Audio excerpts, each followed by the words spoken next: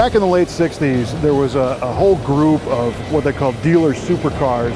There were muscle cars that were sold new and modified by dealers, and they had high performance modifications done, like engine packages, stripe packages, the suspension stuff. And what we're talking about is the legendary Yanko Camaros, the Berger cars, the Baldwin Motion cars.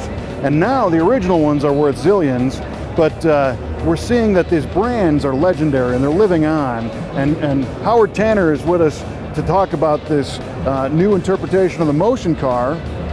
Tell me what you brought up. Well, what we have here is one of our Motion Redline Phase 3 427 supercars. And this is an interesting project.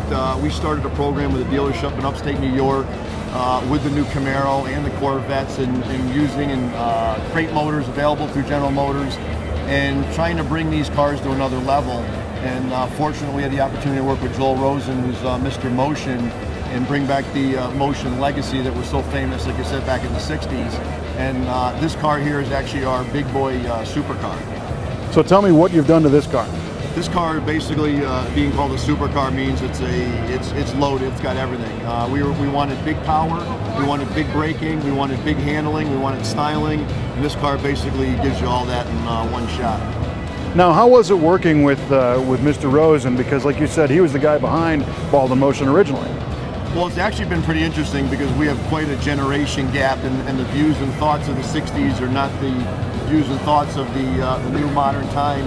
The technology is different, the process involved in building cars, and I fortunately have had enough time with Joel Rosen to ask him, you know, did he ever think that his cars would turn out like they would be? And his answer was absolutely not. You know, they were just building fast cars and having a good time with it.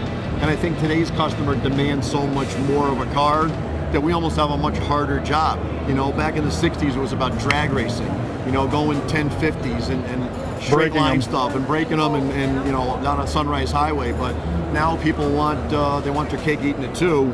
And with technology, we're able to give these people a tremendous amount of power, superior braking, handling, styling, air conditioning, and XM radio. So it's been a little unusual conversations we have, understanding that what we have today versus what he had. Well, plus now you've got emissions compliance and warranties.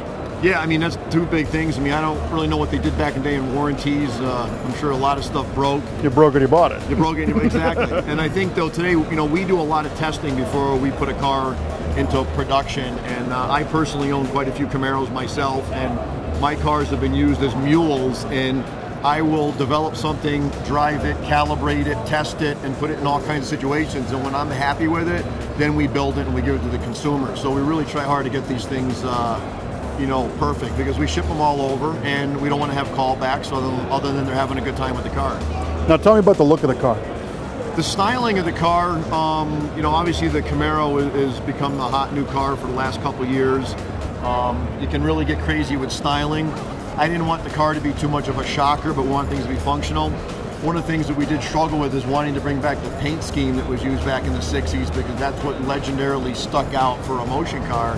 And obviously the striping that was used back then that fit on a 69 Camaro doesn't fit on a 2012 Camaro very well. So we kind of struggled as best we could.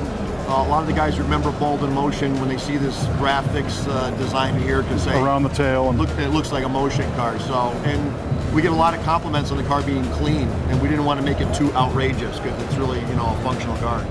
Well, I think you did a great job. The car looks awesome. It drew me in from across the hall. Good. Great job, man. Appreciate it. Thank you very much. Thank you.